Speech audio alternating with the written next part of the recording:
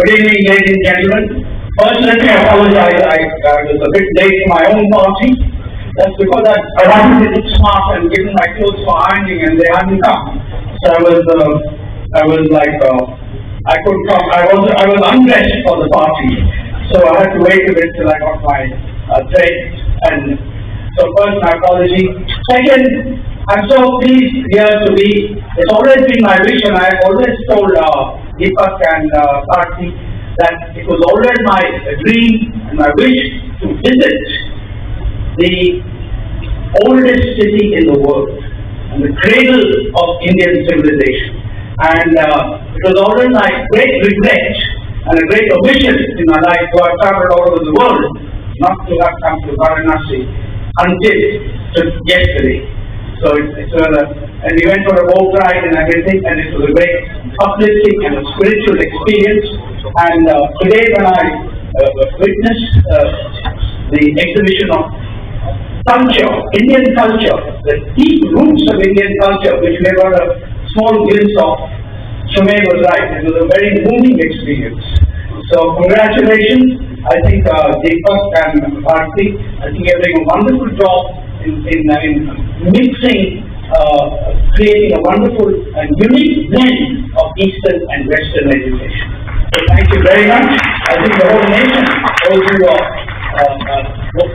good thanks for that.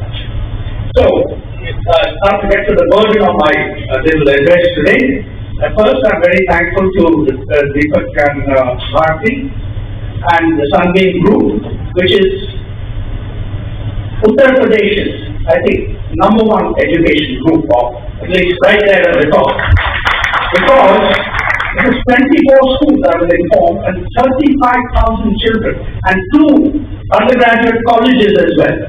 So that's a phenomenal achievement. You're shouldering, Deepak and Karthi, an enormous burden to educate the children of India's most populous state. 240 million citizens of India live in Uttar Pradesh. And I've always said in all my writing that if Uttar Pradesh succeeds, India will succeed. If Uttar Pradesh fails, India will fail.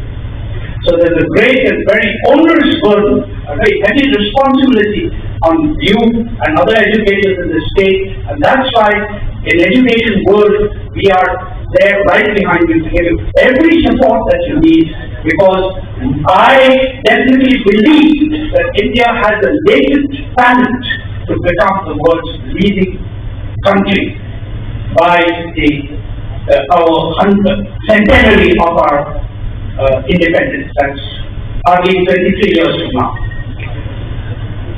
So it was for this reason, because of my belief in the latent development talent of India, 25 years ago we started education world.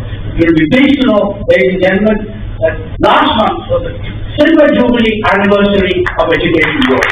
And this is the first official function that we've been to after we attained our Silver Jubilee. So in a way, this is a celebration of our Silver Jubilee. I'm very happy to be in Varanasi and with my very committed educationists like Deepak and Karthi to be here and to celebrate the 25th anniversary of education world.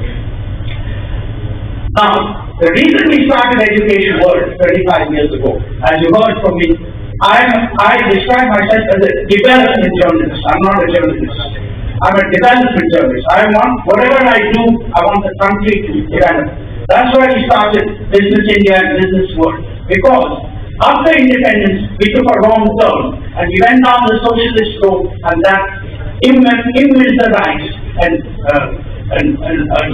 impoverished the country. That was a very wrong decision that was taken in 1947 to go down the socialist road, when India has a private enterprise talent going back thousands of years. We are the world's best entrepreneurs. We are the world's most creative people. And as somebody mentioned, I think Sumay mentioned, or was it somebody else?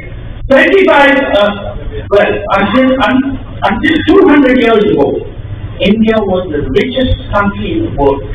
We produce 25% of the GDP of the entire world, of the gross national product of the entire world. Today, it produces only 2%. That's a very big fall. And why? And it's been my mission always to find out why that happens. And that's why we started Business India, with a vision to go back to our traditional strengths of private enterprise, individual initiative, and to have people like entrepreneurs or edupreneurs like Deepak and Bharati to take the country forward. We have to do that not only in education, we have to do it in industry, we have to do it in government, we have to do it everywhere so that we become a high productivity nation. And that's why we started Education World. Because India's future, and what the Prime Minister said, Dixit Bharat means developed India. And 30 trillion GDP goal, GDP goal that is set will never happen, no matter what anybody says, unless we develop our human resource. And we have the world's largest human resource. 500 million children and youth are below the age of 24. And that is, many people say that's a liability. I don't agree. I think that's an asset. And if we develop, but the duty of us is to develop that asset so that it becomes highly productive. And if we do that, we will go back to our own position of 200 years ago to be the world's richest country. Don't be disheartened. It's very possible, and it will happen provided we don't again take a wrong turn as we did in 1947 onwards. So, that's to do all this in Education World. As you know, we have introduced the Education World India School Rankings. These are annual rankings that we introduced in the year 2007, and since then, that's evolved into the world's largest school ranking survey. Not India's, not Asia, the world's largest. We ranked 4,000 schools on 14 parameters of school education excellence. And the idea is, as Sunbeam said, it's not only about passing exams. We have to create well-rounded, well-integrated youth who are going to lead the country forward into 2047. And for that, we need the kind of what we've seen a glimpse of today, children who not only are good at passing exams, they have to have good cultural education, they have to have good sports education. And this is what I noticed in the Sunbeam group of schools. And this is a very good model to follow if we have to attain the goals of Dixit Bharat and $30 trillion economy by the year 2047. So, but schools also have to have excellent leadership for us to attain those goals. And this is where the BSAI and Education World initiative comes into play. Arvind and Sunbeam, not so much me, they ideated this idea, how do we create the leadership to take India forward to attain these Dixit Bharat and $30 trillion economy goals? For that, all of us, nobody is born a leader. We all have to learn to be leaders. So there's nothing wrong in learning. And so the best way to learn is peer-to-peer learning, collaborative learning. So this the boarding schools, BSAI and Education World convene this kind of workshops, retreat, leadership retreat, so that all of you who are here, and thank you very much for coming, and develop into, you're already good leaders, but you have to become the best leaders. And I think that initiative is a very valuable initiative, which Sunbeam has led his very valuable expertise in school management to this enterprise. And I'm sure that it will succeed. This is the second school leader retreat. We had two. We had one very successful one earlier this year in Himachal Pradesh, at the Pine Grove School, and this is the second one. And over the next 2 days, all of you are going to enjoy to attend workshops with and hear the leaders of top-ranked schools from all over India and experts in education who are going to share with you their best practices so that all of you can collaboratively improve the leadership skills that our schools, not only schools, colleges and universities require. It's a good idea to start with schools. And they'll be sharing their best practices with you.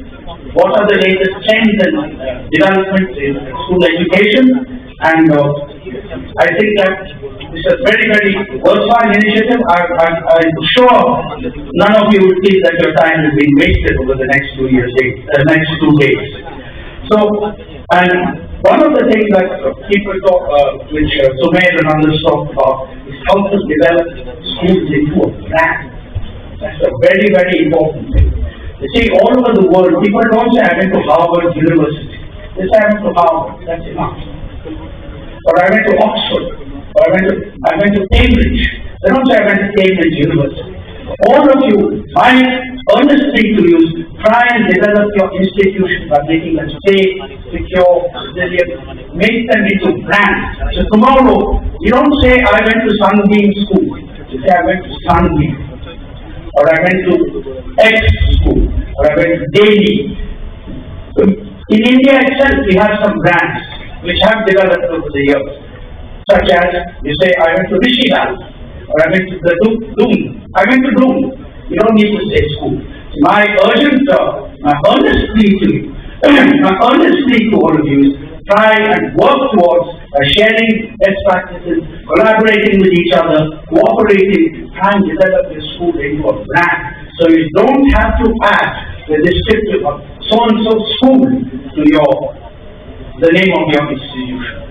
So with these few words, thank you very much for coming, and I hope to learn as much as you about the leadership skills and institutional management leadership over the next 2 days. Thank you very much.